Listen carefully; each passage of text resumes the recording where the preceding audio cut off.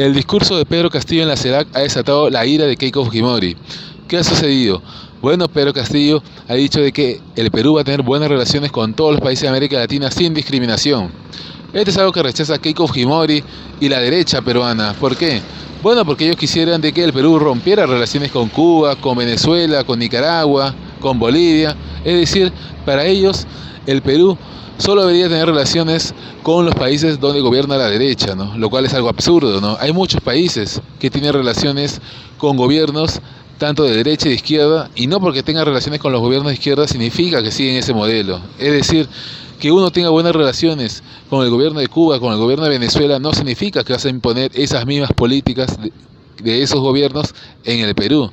Pero aquí la derecha es muy intolerante, ¿no?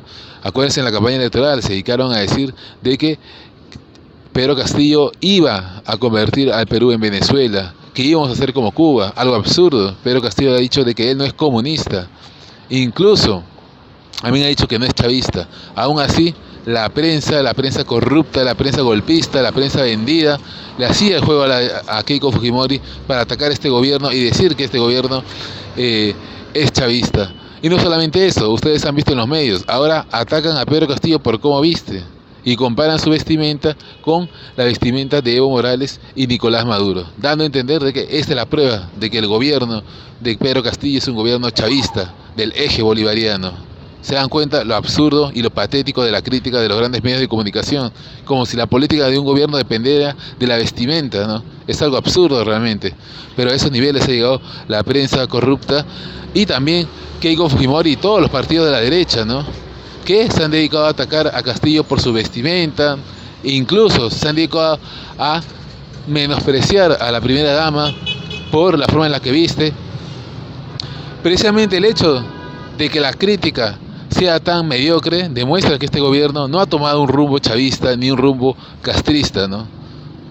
Porque si Castillo hubiese anunciado alguna medida, ¿no? Por ejemplo, ¿no?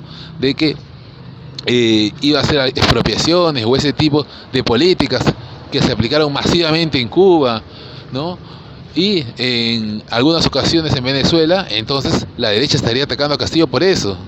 ¿Se dan cuenta? Es decir, el mismo hecho que su crítica sea tan mediocre de reducirla a cómo viste el presidente Castillo y la primera dama demuestra pues de que Castillo no ha dicho nada contrario realmente al modelo económico en la